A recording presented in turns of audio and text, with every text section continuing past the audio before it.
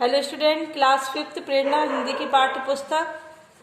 हमने इस वाले पाठ की रीडिंग करी थी, माँ बेटे का मिलन। अब इस पाठ को हम आज रीडिंग करके पूरा कंप्लीट करते हैं। यहाँ से हमें रीडिंग करना थी। एक रात यही हुआ, शेर को जब पहाड़ियों पर भोजन नहीं मिला तो वह भी नीचे उतरकर नदी के तट पर आ गया। उसे यहाँ अपने लिए भोजन मिल जाने का विश्वास था। वह बड़ी सावधानी से दम साजिश धीरे धीरे तट पर आ पहुंचा। वहां आकर उसने सोती हुई हिरन मंडली का सिर उठाकर चारों ओर से निरीक्षण किया। उसकी नज़र अपने झुंड से अलग एक तरफ अकेले पड़े कोमल पर पड़ी।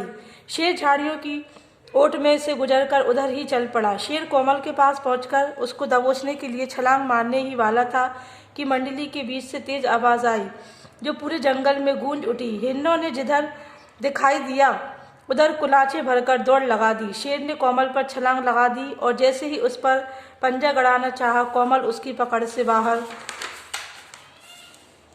बाहर गया। देखते ही देखते सारे हिरन छूमंतर हो गए। केवल कुछ दूरी पर खड़ी कोमल की माँ उसे देखने के लिए रुकी रह गई थी। कोमल के हाथ से निकलने के बाद शेर की नज़र उस पर गई। वह उसी की तरफ झपट पड़ा। हिरनी दूसरी तरफ दौड़ी। शेर उसके पीछे भागा, मगर यह क्या, कोमल अपनी जान की परवाह न कर अपनी माँ की तरफ भागा। हिरनी को दूर होते देख शेर फिर पलटकर कोमल की तरफ जाने लगा। कोमल इस बार भागा नहीं, वह सिर झुकाकर खड़ा हो गया, जैसे कह रहा हो, मेरे साथियों की नहीं, मेरी जान ले लो। अपने हिरन साथियों के द्वारा ठुकराया जाकर मैं जी भी लूँ तो क्या वह जीवन होगा। शेर उसकी तरफ झपटा। तभी पेड़ पर बैठे आदमी ने बड़ा सा जाल शेर पर फेंका। शेर जाल में उलझ गया और उसी में फंसकर रह गया। आदमी पेड़ से उतर आया और जाल को बांधकर शेर को कैद कर लिया।